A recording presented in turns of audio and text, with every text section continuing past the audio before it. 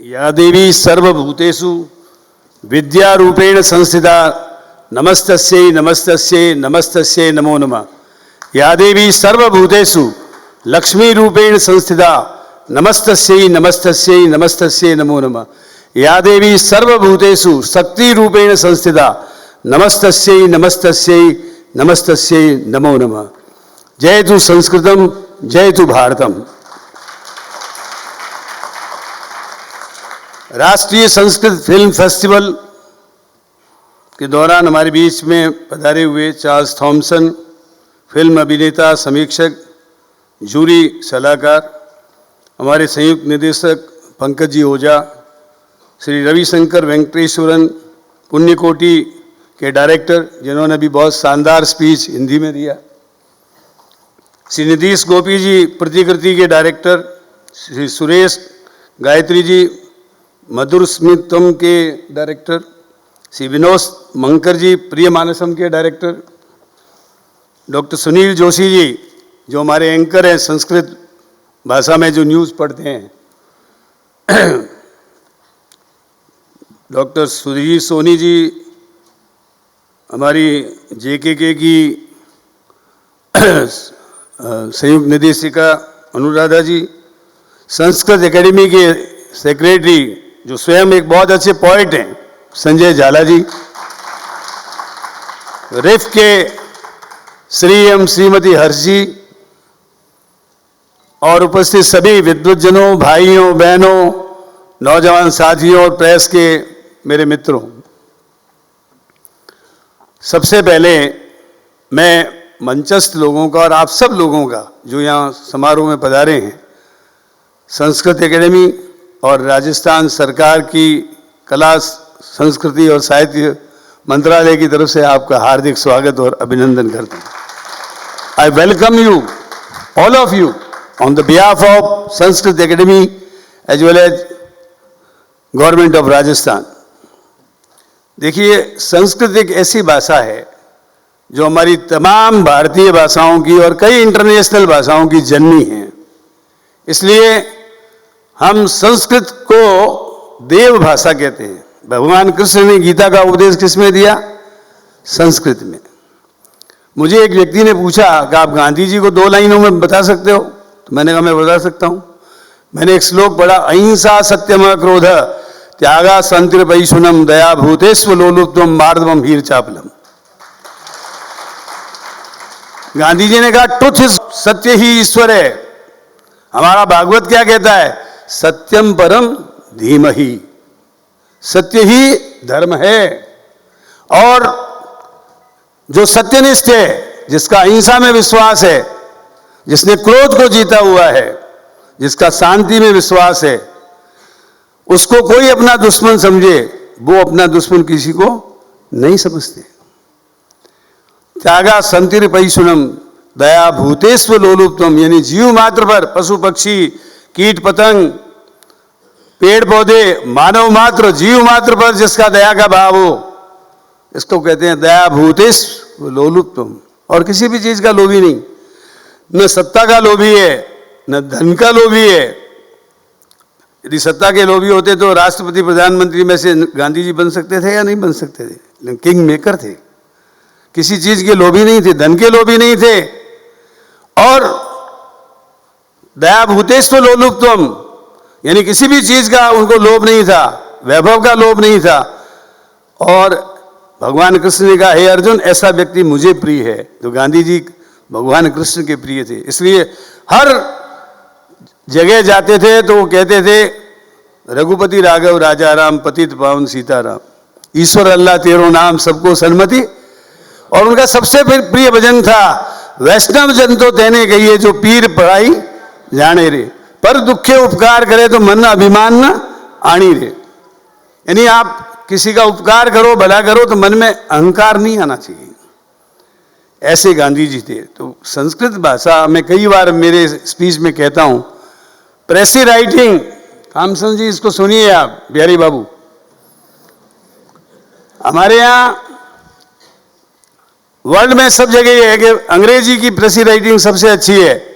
मैं 84 में मास को यूनिवर्सिटी में गया था और वहाँ मैंने इंडोलॉजी डिपार्टमेंट में अपना वक्तव्य दिया। उसमें मैंने कहा कि हमारा रामायण ग्रंथ जो है वो करीब करीब लगभग 1000 पृष्ठ में है और उसको 4 लाइनों में बता दिया। आदो राम तपो वनादि गमनम हत्वा मृगा कंचनम वैदेही हरणम जटायु मरणम सुग्रीव संभाषणम बाली निर्दलम समुद्र तरणम लंकापुरी दाहिनम पश्चात रावण कुंभकर्ण हनम एतश्री रामायणम। 4 लाइन में रामायण। इसी प्रकार 4 लाइन में श्रीमद् भागवत। आदो देव की देव गर्भ जननम गोपी गिरा वर्धनम माया पूतन जीवतापहरणम गोवर्धनो धारणम कंसा छेदन कौरवादि हननम कुंती सुता पालनम एतो श्रीमद् भागवत पुराण कथितम श्री कृष्ण लीलामृतम। 4 लाइनों में श्रीमद् भागवत जो हजारों पृष्ठ में लिखा हुआ है, संस्कृत की शैली। और इससे भी एक बहुत शानदार उदाहरण देता हूं। वेद व्यास जी जो भगवान विष्णु के अवतार थे, उन्होंने 18 पुराण लिखे। एक वैश्य मित्र था जो आज के युग का पढ़ा हुआ था। उसने कहा महाराज आपके इन ग्रंथों को हजारों पृष्ठों को कौन पढ़ेगा, कंप्यूटर एज आ रही है, आने वाले समय मुझे दिखाई दे रही है। तो उन्होंने कहा ऐसे लोगों के लिए 2 लाइन का एक श्लोक लिख के जा रहा हूं। तो उन्होंने पूछा क्या है? अष्टादश पुराणेषु व्यासस्य वचनम द्वयम परोपकार पुण्याया पापाया परपीडन। उन्होंने कहा मेरे 18 पुराणों का सार ये है कि परोपकार से बड़ा कोई धर्म नहीं है और दूसरे को पीड़ा और कष्ट पहुंचाने से बड़ा कोई पाप नहीं। और तुलसीदास जी ने तो कमाल ही कर दिया हिंदी में, परहित सरिस धर्म नहीं भाई और पर पीड़ा सम नहीं अधमाई। परहित के समान कोई धर्म नहीं और दूसरे को कष्ट पहुंचाने से बड़ा कोई अधर्म नहीं। अब मैं शुरू में संसद भवन को एमएलए बनने के बाद पहली बार देखने के लिए गया, तो वहां एक ऋग्वेद की ऋचा लिखी हुई है, अयम निज परोवेति गणनाम लघुचेतसाम उदारा चरितानाम वसुदेव कुटुंबकम। इसका अर्थ क्या है कि ये तेरा और मेरा भारत की संस्कृति नहीं है। हमारी संस्कृति उदार चरित्र वाली है, जिसमें पूरा विश्व, पूरा समुदाय, विश्व समुदाय एक कुटुंब की तरह है, कुनबे की तरह है। ये परिकल्पना संस्कृत के मनीषी ही कर सकते हैं और कोई नहीं कर सकता। वसुदेव कुटुंबम यानी सारा संसार एक परिवार की तरह एक परिवार है।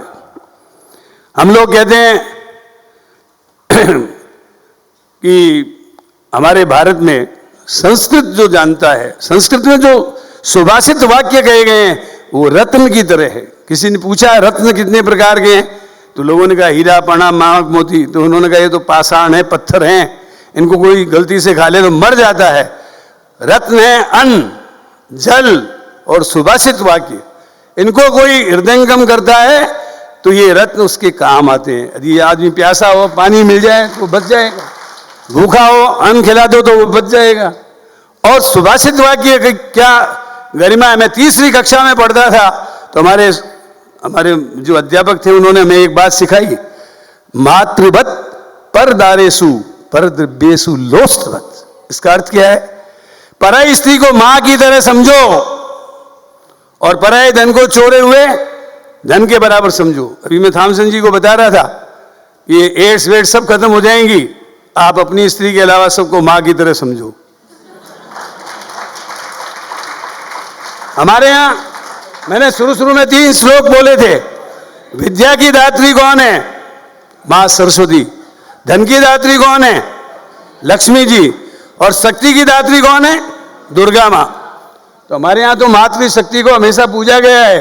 और यत्र नार्यस्तु पूजन्ते रमन्ते तत्र देवता। देखिए सारी जनता बोलती है। इसलिए नारी का सम्मान होता है वहां। नारी तू नारायणी, तू ही नर की खान, तेरे से ही जन्मे राम कृष्ण बलराम। इसलिए नारी शक्ति का सम्मान, ये मैं सोमवार को जब विधानसभा में बोल रहा था तो इस बात को मैंने चरितार्थ किया था। और मैंने अभी एक शिक्षा विभाग की तरफ से तमाम शिक्षकों को डायरेक्टर की तरफ से निर्देश जारी किए हैं जिसमें इस श्लोक का वर्णन है कि सारे लोग, अरे गुरु तो है, गुरुर ब्रह्मा गुरुर विष्णु गुरुर्देवो महेश्वर। और गुरु साक्षात परब्रह्म तस्मै श्री गुरुवे नमः। गुरु गोविंद दोनों खड़े काके लागू पाए, बलिहारी गुरु आपकी गोविंद दियो बताए। तो गोविंद की उपाधि ब्रह्मा विष्णु महेश वाले अपनी बेटियों के समान बच्चियों के साथ यदि कोई भी दुर्व्यवहार करते हैं तो मैं बर्दाश्त नहीं करूंगा, मैं उनके खिलाफ कार्रवाई करूंगा। मुझे तो ब्रह्मा विष्णु और महेश की तरह आदर पाने वाला शिक्षक चाहिए। मुझे ऐसा व्यक्ति नहीं चाहिए जो पाश्चात्य संस्कृति या ये कहना चाहिए मॉडर्न कल्चर से संबंधित होकर और कोई किसी भी बच्ची की तरफ कोई कुदृष्टि से भी देखेगा तो मैं बर्दाश्त नहीं करूंगा। I will take action against those teachers. तो कहने का तात्पर्य मेरा यह है कि हम सब लोगों की संस्कृति इतनी व्यापक है कि हम, आपको पता है विवेकानंद जी जब अमेरिका में क्या गए थे तो क्या बोले, ब्रदर्स एंड सिस्टर्स। तालियां रुकी नहीं, बजती रही, क्योंकि विवेकानंद जी की दृष्टि में सारा संसार भाई बहन की तरह था और वो सारे विश्व को एक परिवार की तरह मानते थे। वसुदेव कुटुंबम में उनका विश्वास था। तो मुझे खुशी है कि आज संस्कृत एकेडमी ने राष्ट्रीय संस्कृत फिल्म फेस्टिवल का आयोजन किया। मैं खुद 73 साल ले चुका हूं, मैंने पहली बार इस प्रकार का फेस्टिवल अपने जीवन में देखा और मैं चारों डायरेक्टर्स को और उनके प्रोड्यूसर को धन्यवाद देता हूं कि उन्होंने संस्कृत में ऐसी फिल्म बनाई। मैं आपको एक स्टोरी बहुत शॉर्ट में कहकर अपनी बात खत्म करूंगा। मैं एक सत्संग में गया हुआ था, वहां एक महाराज ने मुझे कथा सुनाई। कथा ये थी कि आदि जगत गुरु शंकराचार्य सवेरे सवेरे भिक्षा मांगने के लिए गए और कहा माते भिक्षाम देही। मां गृहिणी जो है घर में गई, आटे का पीपा संभाला, आटे की एक चिपटी नहीं, इतनी गरीबी। गेहूं की बोरी संभाली, गेहूं का एक दाना नहीं, बहुत परेशान हुई। आदि गुरु जगत गुरु शंकराचार्य जी का जो दीदार था भगवान साक्षात शंकर के समान था कि आज ओमनीपोटेंट, ओमनीसिएंट, ओमनीप्रेजेंट, सर्वशक्तिमान, सर्वत्र व्यापक, सब में व्यापक, स्थित प्रज्ञ, सर्वशक्तिमान लॉर्ड शंकर साक्षात मेरे घर पे आ गए हैं और मेरे घर में कुछ भी नहीं है। इधर उधर देखा, एक सूखे आंवले का टुकड़ा मिला, ला करके उनको हाथ में दे दिया, उन्होंने पा लिया। वो मां के बड़े भक्त थे, उन्होंने आंखें मूंदी, देवी मां उनके सामने आ गई और कहा जगत गुरु शंकराचार्य जी, इसके 7 जन्म में लक्ष्मी का योग नहीं है, और वापिस अंतर ध्यान हो गई, गायब हो गई। उसके बाद शंकराचार्य जी ने कहा मैंने भिक्षा ले ली, मैं इसका ऋणी हूं। और कनक धारा स्तोत्र, आप लोगों में से कोई पढ़ा है तो हाथ खड़ा करे। कनक धारा स्तोत्र के पाठ किए और कनक धारा स्तोत्र का पाठ करते करते शंकराचार्य जी की आंखों में आंसू की धार बह गई। और आप देखिए जिसके 7 जन्म में योग नहीं था, उसमें आंगन में सोने की बरसात हो गई।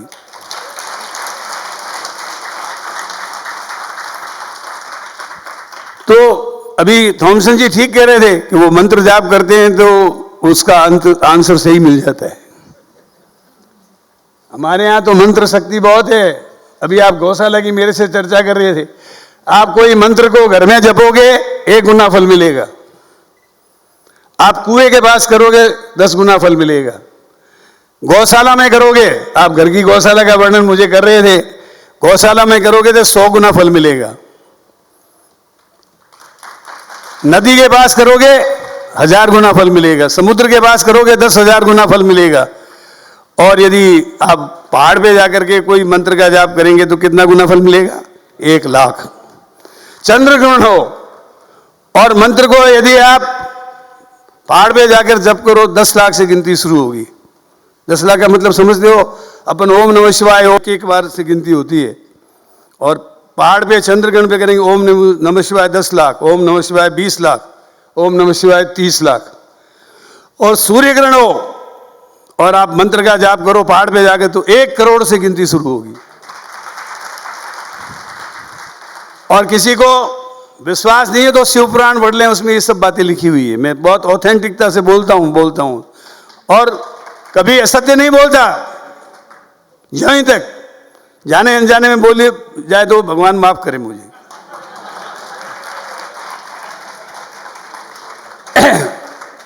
तो मेरा मतलब ये है कि मंत्र में शक्ति है, मंत्र में ताकत है। मैं एक बार एस्कॉर्ट हॉस्पिटल में गया। मेरे यहाँ का कॉन्स्टिट्यूएंसी का एक नौजवान लड़का 25 वर्ष का मेनिंजाइटिस का मरीज था और मेरा हाथ पकड़ के कहता है कि अंतिम मिलन है, मैं तो जा रहा हूँ संसार को छोड़कर। मुझे कल्याण का अंक पढ़ा हुआ था, उसमें लिखा हुआ था अश्वत्थामा बलिर्व्यासो हनुमांस विभीषण कृपः परशुरामस्य सप्ते ते चिरजीवना सप्ते तान संस्मरे नित्यम मार्कंडेय मथास्तमम जीवेद वर्षतम सोपी सर्व व्याधि विवर्जित। इसका अर्थ क्या है? अश्वत्थामा, बलि, व्यास, हनुमान जी, विभीषण, कृपाचार्य, परशुराम, मार्कंडे, ये 8 आदमी चिरंजीवी है। इन चिरंजीवी व्यक्ति का नाम लेकर कोई झाड़ा सिद्ध किया हुआ हो लगा देता है तो व्याधि विवर्जित हो जाती है। तो उसने कहा मुझे संस्कृत नहीं आती, तो मैंने कहा तू लिख अश्वत्थामा, बलि, व्यास, हनुमान जी, विभीषण, कृपाचार्य, परशुराम, मार्कंडे। लिख लिया उसने। लिखने के बाद 2 दिन बाद मैं सवेरे मॉर्निंग वॉक में जाता हूँ तो कॉन्स्टिट्यूएंसी के लोगों को संभालता हूँ, कौन कौन बीमार हैं, कौन ठीक हो रहे हैं। तो जब हॉस्पिटल में गया तो दोनों हाथों में उसके ड्रिप लगी हुई, आंखें बंद और अश्वत्थामा, बलि, व्यास, हनुमान जी, विभीषण, कृपाचार्य, परशुराम, मार्कंडे। 5 मिनट तक मैं खड़ा रहा, आंखें खोले ही नहीं। तो मैंने पैरों से आहट की, खोली कि अब मेरा कुछ नहीं होगा। मैंने कहा तू 2 दिन बाद तो निराश हो रहा था कि अब तो हनुमान जी की गदा दिख रही है।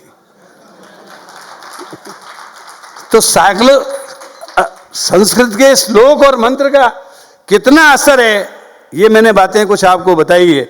और फिल्म का भी असर होता है। मैं फिल्में नहीं देखता था, मेरे पिताजी कहते थे फिल्म देखने से आदमी बिगड़ जाता है। तो मैंने, आप मानोगे, 12वीं तक कोई फिल्म ही नहीं देखी। फिर उसके बाद मैं समझ गया, समझदार हो गया तो फिल्में देखने लग गया। परिवार के साथ कई बार जाना पड़ता है।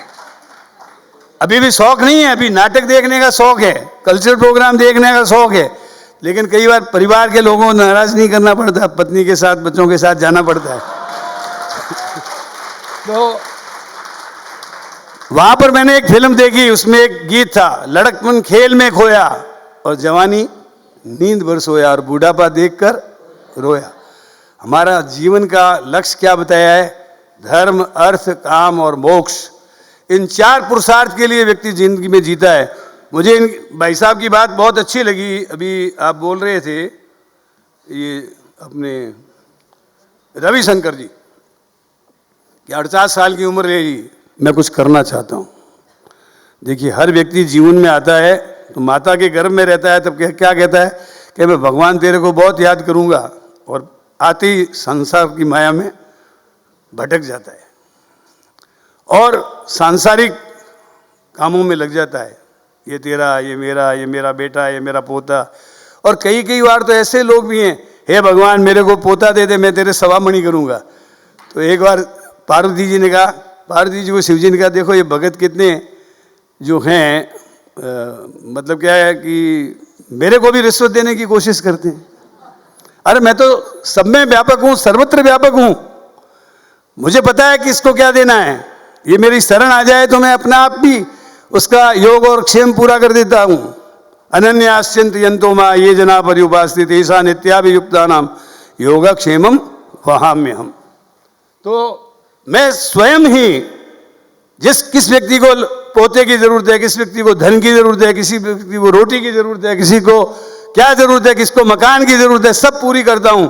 लेकिन मेरी शरण नहीं आते हैं, वो मुझे भी रिश्वत देना चाहते हैं, मुझे भी सवामणि से भगवान प्रसन्न होंगे। अरे भगवान तो जलम रुचिकरम, जल से ही प्रसन्न हो जाते हैं। शंकर भगवान को कोई नमः शिवाय करके जल चढ़ा दे तो उसी से प्रसन्न हो जाते हैं। लेकिन लोग रिश्वत देने की कोशिश करते हैं। तो मेरा मतलब ये है, मैं समाप्त कर रहा हूं कि फिल्मों में ऐसी बातें सिखाओ जो सुभाषित वाक्य हैं संस्कृत के, उनको फिल्माएं और फिल्म बनाकर लोगों तक पहुंचाएं, तब जाकर के ये फिल्में हमारी कामयाब होंगी। मुझे बहुत अच्छा लगा, चारों ही फिल्मों ने के डायरेक्टर्स ने बहुत अच्छी अच्छी फिल्में बनाई हैं। और क्या आपने देखा होगा साज सज्जा और किस तरीके की वेशभूषा, लगता है दक्षिण भारत की संस्कृति हमारे सामने जागृत हो गई। केरला की संस्कृति, बेंगलोर की संस्कृति, मैं सब जगह घुमा हूं, मैंने देखा है कि किस तरह की हमारी संस्कृति है, वो संस्कृति हमारे सामने आई। हम ये बताएं कि जिस तरीके से बचपन में, जैसे मैंने आपको बताया ना, धर्म क्या है, बहुत से बड़े बड़े लोग जो हैं धर्म के ठेकेदार बनते हैं, धर्म की परिभाषा ही नहीं जानते। आप लोगों में से कोई बता सकता है धर्म किसे कहते हैं? बताएं। हाँ, धार्यतीति धर्म, वेरी गुड। मान लो आपने ये धर्म का बारे में देख लिया कि मैं तो संध्या वंदन करके भोजन करूंगा।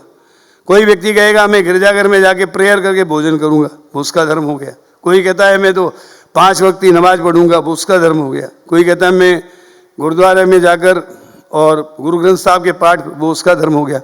तो धार्यतीति धर्म, बिल्कुल सही परिभाषा दी है। अब आप बताओ हिंदू की परिभाषा क्या है? ये किसी को नहीं आएगी, हैं? नो, नहीं, ये ठीक है, एक हिंसा से जो दूर रहता है, हिंसा से दूर रहने वाले फॉरेन में भी लोग बहुत हैं।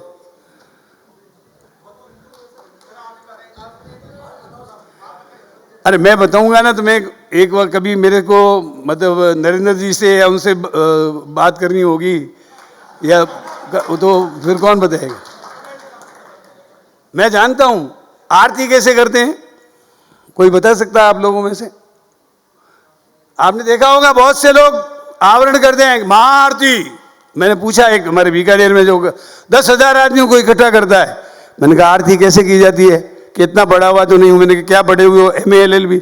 मैं कोई भक्ति में कोई एक गृहिणी है जो बिल्कुल पढ़ी लिखी नहीं है, एक किसान है जो बिल्कुल पढ़ा हुआ नहीं है, वो जानता है आरती, भक्ति आनी चाहिए, आरती करनी नहीं आती। आरती बता देता हूं मैं, हिंदू शब्द की परिभाषा भी आप करपात्री जी की पुस्तक पढ़ लेना, जो रुचि रखते हैं उसमें उसकी परिभाषा दी हुई है, बाकी और किसी ने नहीं दी है। आरती जो है, आज जैसे ये भगवान कृष्ण की मूर्ति है, राधा कृष्ण की मूर्ति है, तो आरती क्लॉक वाइज 4 बार चरणों में होती है भगवान की, 2 बार नाभि स्थल पे होती है, 1 बार मुखारबिंद पे और 7 बार पूरे आवरण पर होती है। लेकिन आरती करनी नहीं आती, ढोंग करते हैं जैसे वो धर्म के ठेकेदार हैं। तो मैं समझता हूं इन फिल्मों के माध्यम से हमारी रिचुअल्स क्या हैं, हमारी परंपराएं क्या है, हमारी विरासत क्या है, इनको संस्कृति फिल्में ही बता सकती है और कोई फिल्में नहीं बना सकती। इसलिए हमारे संस्कृत भाषा जैसे सब भाषाओं की जननी है, वैसे ही संस्कृत की फिल्में यदि सुभाषित वाक्यों पर आधारित होकर हमारी अच्छी पुरानी स्टोरीज के ऊपर, पुराण उपनिषद और हमारे जो ग्रंथ हैं उनके ऊपर आधारित आएगी, तो निश्चित रूप से मैं दावे के साथ कहता हूं हिंदी फिल्मों को भी उसी रास्ते पे चलना पड़ेगा और दूसरी फिल्मों को भी उसी रास्ते चलना पड़ेगा। और अंत में एक ऑफर हम हमारे डायरेक्टर्स को देना चाहेंगे। मेरे को झाला जी आपके सामने कुछ कान में कह के गए थे, वो कान की बात बता रहा हूं। वो ये कह के गए, महाकवि, ये जयपुर है ना, छोटी काशी है, इस महाकवि की धरती पर कोई भी व्यक्ति महाकवि पर फिल्म बनाना चाहे तो स्क्रिप्ट उनके पास तैयार है, उनके नज़र में है। तो हम चाहेंगे कि आप संस्कृत में महाकवि की फिल्म बनाएंगे तो हम लोग आपको पूरा सहयोग देंगे। इन्हीं शब्दों के साथ आपने मेरे को बर्दाश्त किया, इसके लिए बहुत बहुत धन्यवाद। जय हिंद।